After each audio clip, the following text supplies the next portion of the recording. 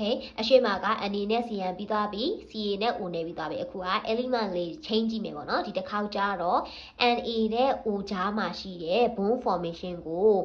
ုဘာ bone formation ဖြစ်မလဲဆိုတာပြောပြပေးပြီးတော့ illustrate လုပ်ပေးဆိုရယ်မေကိုလာခဲ့ရှင်ရင်းစုံ formula လေးကိုစူးစမ်းကြည့်ပေါ့နော်စဉ်းစားကြည့်ပေးပါအဲ့တော့ဒီ NA ဒီသူ့ရဲ့ balance ဒီ1 oxygen ရဲ့ balance ဒီ2အပြန်အလှန်ပြီးတော့ Na2O ဒီက formula တက်တယ်ဆိုတာကဘာကိုဘယ်နှလုံးဘယ်ဘာတစ်လုံးချင်းပေါင်းတာလားတစ်လုံးနဲ့နှလုံးနဲ့ပေါင်းတာလားအဲ့လိုမျိုးသိစေချင်လို့ပေါ့နော်ရေးခိုင်းတာပေါ့ဒီမှာဆိုရင် Na2 ကိုတွေ့လား formula ရေးလိုက်တဲ့အခါမှာ Na2O Na2 ဆိုတဲ့သဘောတရားဒီO ကတစ်လုံးနဲ့ရှိတာကို O တစ်လုံးကို Na နှလုံးဝိုင်းရတယ်ဆိုတဲ့သဘောတရားပဲအဲ့တော့မှကိုက bone formation ရေးတဲ့အခါကျမှဘာဘယ်လိုမျိုးလောက်ရမလဲဆိုတော့ချိန်လို့ရသွားမှာပေါ့နော်အဲကြောင့် formula ကိုရေးခိုင်းတာပါ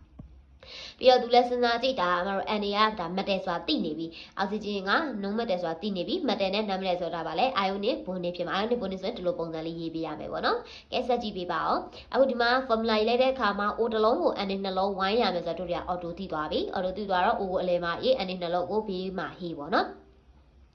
အဲ့ဆို Na ဒီ2.8.1 ဒါဆိုသူ့မှာ electron တစ်လုံးပို့တယ်ဒီ Na လိုက်တိုင်းပဲ electron တစ်လုံးပို့တယ်အောက်ဆီဂျင်ကျတော့ 2.8 ဆိုတော့ electron ဘယ်နှလုံးပဲရှိရလဲ6လုံးပဲရှိတာ Lewis နာမည်ရေးမှာ哦အပြင်ဆုံးမှာလည်း electron 6လုံးပဲရှိရဲဆိုတော့6လုံးကိုရေးမယ်ရေးဘယ်လိုရေးမလဲတို့တွေကဒီ6လုံးကသူက10လုံးပြည့်ချင်တာဆိုတော့ဘယ်နှလုံးလိုနေလဲ2လုံးလိုတယ်အဲ့တော့အဲ့နှလုံးကိုသူကယူမှာသူများတဲ့ခါကြီးကယူမှာယူဖို့အတွက်ယူမယ်ဆိုရင်ကိုကနေရအစနစ်ထားခြံထားမှရမယ်လေဟုတ်တယ်မလား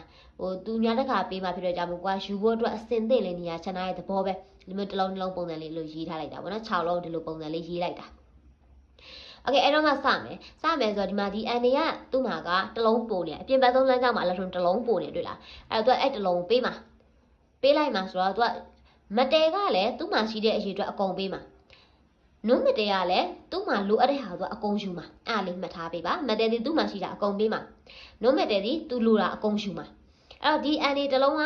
သူ့ကိုပေးလိုက်တယ်ဒီမှာဆိုဘယ်နှလုံးဖြစ်သွားပြီဆိုတော့ဒီမှာဆိုတစ်လုံးထပ်ရပြီဒီမှာလူတွေကတစ်လုံးကိုလည်းဒီ NA ကပေးလိုက်မယ်ဒါဆိုလို့ရှိရင်ဒီအောက်ဆီဂျင်ဒီဘယ်နှလုံးဖြစ်သွားမလဲဆိုတော့10လုံးစလုံးပြည့်သွားမယ်သူဒီနှလုံးယူလိုက်တာမဟုတ်ဘူးလားဒီမှာဒီကတစ်လုံးယူတယ်ဒီကတစ်လုံးယူတယ်မလို့ဒါဘာ minus လဲဆိုတော့2 minus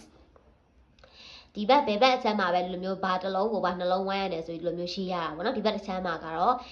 တူတဲ့ metal ကိုရှေ့မှာရေးမယ် non metal ကိုနောက်မှာရေးမယ် metal တစ်လုံး non metal တစ်လုံးပဲရှင်းပေးရမယ်ပေါ့နော်โอเคဒါဆိုလို့ရှိရင်ဒီ Na ဒီသူ့မှာရှိတဲ့တစ်လုံးကိုပဲပြလိုက်တာမလို့သူဒီ1 plus ပါအောက်ဆီဂျင်ကကြောက်သူလိုနေတဲ့နှလုံးစုံယူလိုက်တာမလို့သူဒီ2 minus ပါပြီးတော့မှတို့တွေကအတန်ရည်ရက်ကိုပြန်ညှိမယ်ပေါ့နော်ဒီဘက်မှာက Na ကနှလုံးရှိနေတာဒီမှာ Na ဘယ်နှလုံးပဲရှိရတော့တစ်လုံးပဲရှိနေအဲ့တော့နှစ်နဲ့ညှောက်ပေးလိုက်ဒါဆိုအကုန်လုံးညီသွားပြီဒါကတော့ဒီ Nobel gas structure ပေါ့နော်ဒါတော့ရေတက်သွားပြီလို့ထင်တယ်ဒီမှာဆိုရင် line 3 line ရှိတယ်3 line လုံးမပြည့်ဘူးဆိုအရှိ2 line ပဲယူဒီမှာ line 2 line ရှိရဲ2 line မပြည့်ဘူးဆိုအရှိ1 line ပဲယူဒီမှာဆိုရင် line 2 line ရှိရဲ2 line လုံးပြည့်နေပြီဆိုလို့ရှိရင်အကုန်လုံးယူဒီမှာ2 line ရှိရဲ2 line လုံးပြည့်နေပြီဆိုအကုန်လုံးယူပေးရမယ်ပေါ့နော် Nobel gas structure လေးသွားပြီးတော့စဉ်းစားပေးရမယ်ဒီဘက်တစ်ချမ်းမှာရှိရတဲ့ column ဒီအထန်တွေပါဒီဘက်တစ်ချမ်းမှာရှိရတဲ့ column ဒီပါလေ ion တွေပေါ့နော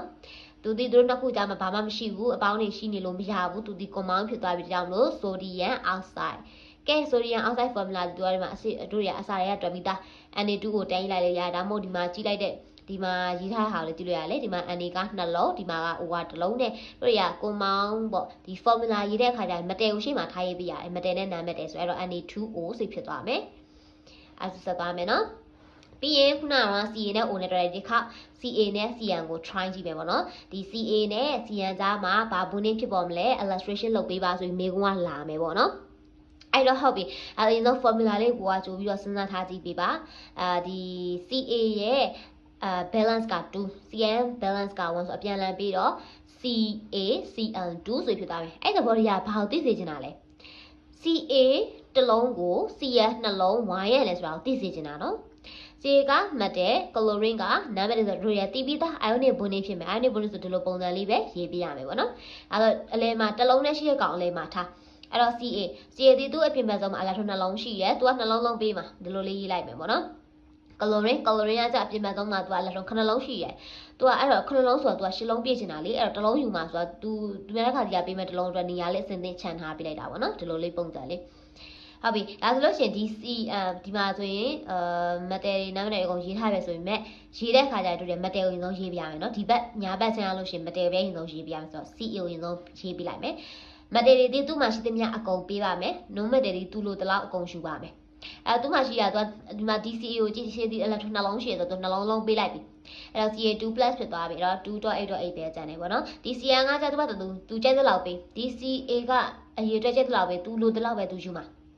DCA ကနှလုံးပေးလဲသူ့လိုနေရသည်ဒီကလိုရီးကကြည့်ပါအောင်သူတစ်လုံးပဲလိုတာလေအဲ့တော့သူကတစ်လုံးပဲလိုက်တယ်တစ်လုံးလိုက်နေ10လုံးပြည့်တယ်ပေါ့နော်အဲ့တော့ तू ကနှလုံးရှိရနှလုံးပြလိုက်တော့ 2+ तू က